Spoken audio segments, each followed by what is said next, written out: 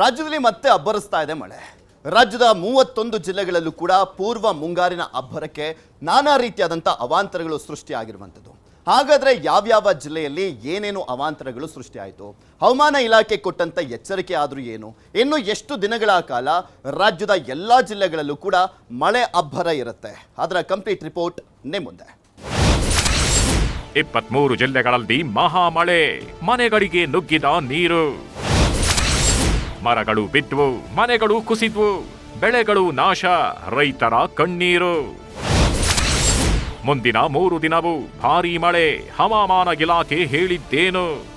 ಗುರುವಾರ ಶುಕ್ರವಾರ 2 ದಿನ ಮಳೆ ಆಗಿದ್ದು, ಇದರಿಂದ ಶಿವಾನಂದ ಸರ್ಕಲ್ ಬಳಿಯ ಬೃಹತ್ ಮರವೊಂದು ಧರೆಗೆ ಉರುಳಿದೆ. ಏಕಾಏಕಿ ಧರೆಗೆ ಉರುಳಿದ ಪರಿಣಾಮ ಅದರ ಕೆಳಗಿದ್ದ ಕಾರು ಜಖಮ್ಮಾಗಿದ್ದು, ಕಾರ್ನಲ್ಲಿದ್ದ ವ್ಯಕ್ತಿಗೆ ಗಂಭೀರ ಗಾಯವಾಗಿದೆ. ಗಾಯಾಳು ವ್ಯಕ್ತಿಯನ್ನು ಅಲ್ಲಿದ್ದ ಜನರೇ ಆಸ್ಪತ್ರೆಗೆ ದಾಖಲಿಸಿದ್ದಾರೆ. ನೀವು ನೋಡಬಹುದು ಆ ವ್ಯಕ್ತಿಯ ಪಾದಕ್ಕೆ ಯಾವ ರೀತಿ ಗಾಯ ಆಗಿದೆ ಅಂತ. ಸದ್ಯ ಕಾಲು ಕಟ್ಟಾದ ರೀತಿ ಕಾಣಿಸ್ತಾಗಿದ್ದು, ಆತ ಬದುಕುಳಿದಿರೋದೇ ಹೆಚ್ಚು ಅಂತ ಅಲ್ಲಿದ್ದ ಜನರು ಹೇಳ್ತಾಗಿದ್ದಾರೆ. ಸಡನ್ ಆಗಿ ತುಂಬ ಜೋರಾಗಿ ಸೌಂಡ್ ಬಂತು. ಸೊ ಆಚೆ ಬಂದು ನೋಡಿದ್ರೆ ಆ ಕಾರ್ ಮೇಲೆ ಫುಲ್ ಮರ ಬಿದ್ದು, ರೂಟಿಂದಾನೇ ಫುಲ್ ಎಲ್ಲ ಬಿದ್ದಿತ್ತು. ಅಲ್ಲಿಂದ ಜನ ಎಲ್ಲ ಓಡಿ ಬಂದು ನೋಡಿದ್ರು.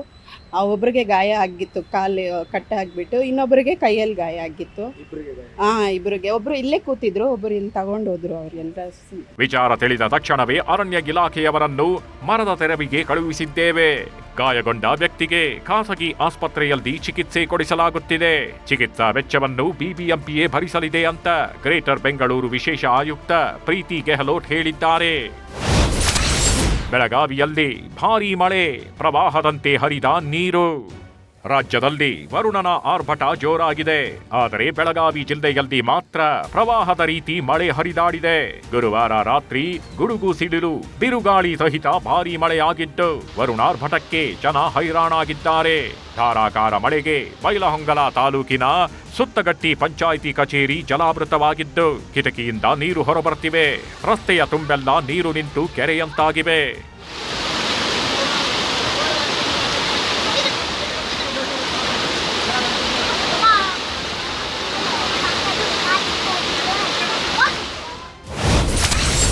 ಕಲಬುರಗಿಯಲ್ಲಿ ಗಾಳಿ ಮಳೆ, 8 ಎಕರೆ ಪ್ರದೇಶದ ಬೆಳೆ ನಾಶ.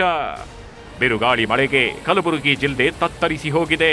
ಸಾಕಷ್ಟು ಪ್ರದೇಶದಲ್ಲಿ ಬೆಳೆಗಳು ನೆಲ ಕಚ್ಚಿವೆ. ಕಲಬುರಗಿ ಜಿಲ್ಲೆ ಕಲಬುರಗಿ ತಾಲೂಕಿನ ನಂದನೂರು ಗ್ರಾಮವೊಂದರಲ್ಲೇ 8 ಎಕರೆ ಪ್ರದೇಶದಲ್ಲಿನ ಬಾಳೆ ಬೆಳೆ ಹಾನಿಯಾಗಿದೆ. ಕಲಬುರಗಿ ಜಿಲ್ಲೆಯಲ್ಲೇ ರೈತ ಕಾಶಿರಾಯ ಬೆಳೆದ 2.5 ಎಕರೆ ಪ್ರದೇಶದಲ್ಲಿನ ಬಾಳೆ ಸಂಪೂರ್ಣ ಹಾನಿಯಾಗಿದೆ. ನೀವು ದೃಶ್ಯಗಳಲ್ಲಿ ನೋಡಬಹುದು ಎಷ್ಟೊಂದು ಬಾಳೆ ಗಿಡಗಳು ಮುರಿದು ಬಿದ್ದಿವೆ ಅಂತ. ಅದರ ಮುಂದೆಗೆ ಕುಳಿತ ರೈತ ಅದನ್ನ ನೋಡುತ್ತಾ ಕಣ್ಣೀರು ಹಾಕಿದ್ದಾನೆ. ಈಗ ಸದ್ಯಕ್ಕೆ ನೋಡ್ಬೋದು ಸರ್, ನಮ್ಮೆಲ್ಲ ಗಿಡಗಳು ತುಂಬಾ ನೋಡುತ್ತೀರಿ, ನೀವು ಬಂದು ನೋಡಿರಿ, ಇಷ್ಟು ಹಾನಿ ಇದೆ ಮರಿ. ನಮ್ಗೆ ನಮ್ ದೈವ ಸುಮಾರು ಅಂತ ಸುಮ್ಕೊಂತೀವಿ ಸರ್, ಅಷ್ಟೇ. ಮತ್ತೆ 6 7 ಲಕ್ಷ ನಮ್ಮ ಕನಿಷ್ಠ ಆದಾಯ ಸರ್. ಇದು ಸಾಲ ಸುಲ ಮಾಡಿ ಕೊಡೋದಲ್ಪ ಎಣ್ಣೆ ಸಾಹೇಬ್ ಅಷ್ಟೇ, ಅದೊಂದೇ ಮತ್ತೇನು ಉಳಿಸ್ತಾರೆ. ಶುಕ್ರವಾರ ಮಧ್ಯಾಹ್ನದಿಂದಲೇ ರಾಜ್ಯಾದ್ಯಂತ ಮಳೆ ಶುರುವಾಗಿದ್ದು, ರಾಜ್ಯದ ಎಲ್ಲಾ ಜಿಲ್ಲೆಗಳಿಗೆ ಮತ್ತೆ ಹವಾಮಾನ ಇಲಾಖೆ ಅಲರ್ಟ್ ಕೊಟ್ಟಿದೆ. ಇನ್ನು 3 ದಿನಗಳ ಕಾಲ ಮಳೆ ಅಬ್ಬರಿಸಲಿದೆ. ಎಚ್ಚರಿಕೆಯಿಂದಾಗಿರಿ ಅಂತ ಹವಾಮಾನ ಇಲಾಖೆ ಹೇಳಿದೆ.